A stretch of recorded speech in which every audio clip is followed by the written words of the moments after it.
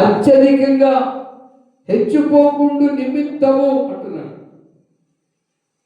చాలా మంది పాటలు పాడేవారు ఉన్నారు, సింగర్స్, మంచి స్వరం ఉంటే వారు కొంచెం గర్వం పెరిగిపోతుంది.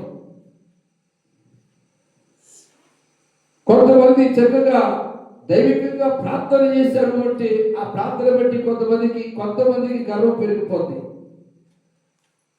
వాక్యం బాగా చెప్పే అనుభవాలు ఉంటే, మర్మాలతో కూడిన మాటలు చెప్పే అనుభవాలు ఉంటే వాళ్ళు కూడా కొంచెం గర్వం పెరిగిపోతుంది.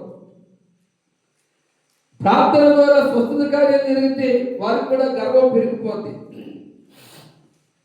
ప్రవచన వరం ఉన్నా, భాషలు మాట్లాడే వరం ఉన్నా, లేక దేవుని యొక్క ప్రత్యక్షతలు ప్రార్థన ద్వారా పొందుకునేవి ఉన్నా గర్వం పెరిగింది, అతిశయం పెరిగింది, అహంకారం పెరిగింది. ఇవి దేవునికి ఇష్టం కాదు. పౌలు గారు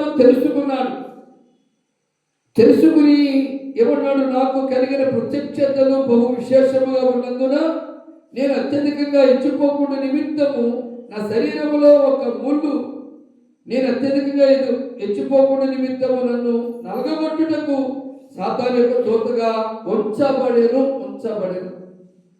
ఎందుకు?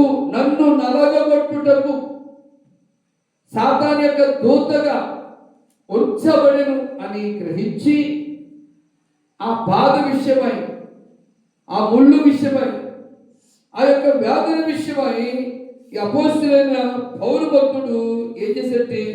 నా యొద్ద నుండి దానిని తొలగించు ప్రభువా అని ముమ్మారు ప్రార్థన చేశాడు.